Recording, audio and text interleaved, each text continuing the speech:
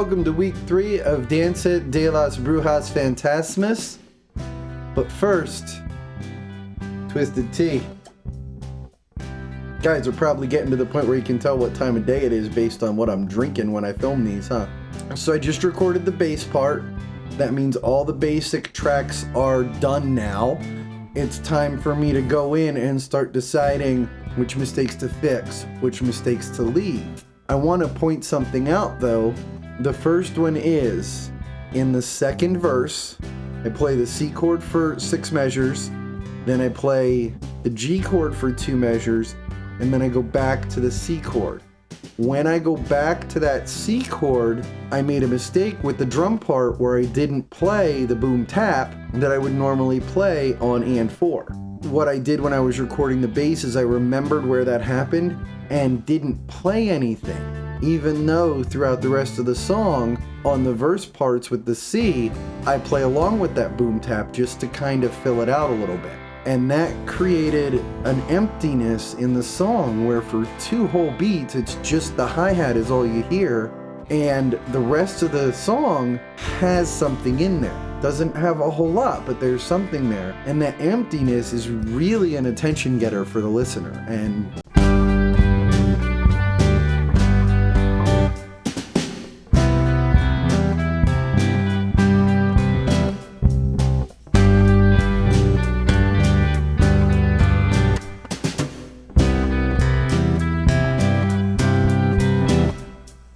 the second thing I want to point out is in the third verse part, normally when I go to the G chord, I would do a little fill on the drums. And throughout the rest of the song, the bass doesn't play on that fill. It only plays on the boom tap of the C, but it doesn't play on the fill of the G. And then when I go to D, everything stops for the last 2 beats. The drums, the guitars, the bass, everything. There's just a little cymbal crash in there, and the cymbals ring out over it, and that's it. And that happens twice each verse part, once every 16 measures or so. In the third verse part, over the G, I didn't play a fill, I just played the boom tap, and then over the D, I just played the boom tap. Both of these were mistakes when I played them. I did not intend to do that. But when I was laying down the bass line, I remembered they were coming up, and I remembered those mistakes were in there, and I went ahead and played along with those boom taps that shouldn't be there. The end result is that by that third verse of the song, it's getting a little repetitive. That one little change, technically 2 little changes, really created a lot of interest at that point in the song. When the second time the G chord is played in the verse, I did do the fill, so I didn't play along with it. So then it goes right back to the original way, and now the listener's expecting the new way to continue for the rest of the verse. Those couple of little changes pulls the listener's interest back in there at the end of the song and keeps them engaged with the song throughout.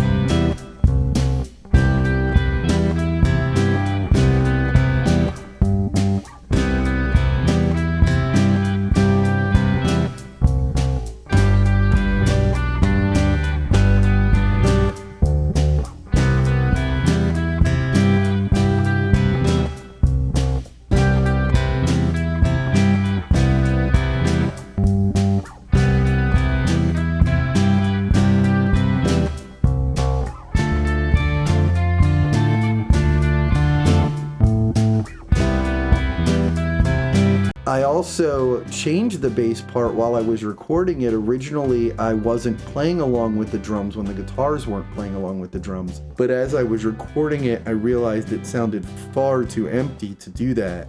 So I went ahead and just played on the and4 with the drums. But that was a change that I made just as I was recording. So I also changed up the bass line a little bit as I was recording it from what I had written.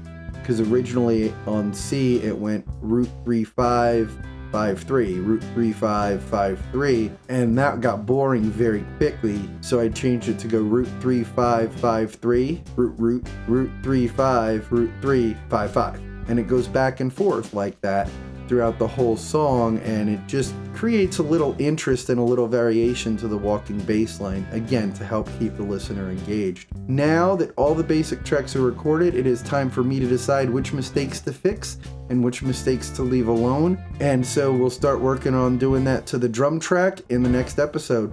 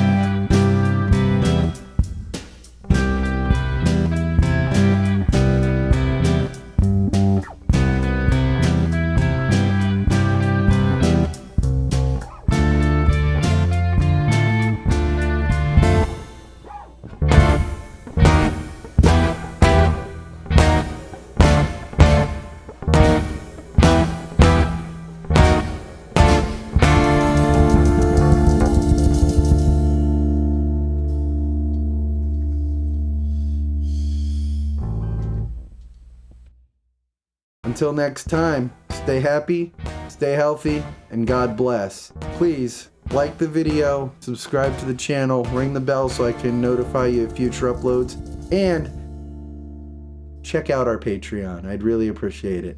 Thanks, guys. Have a great week.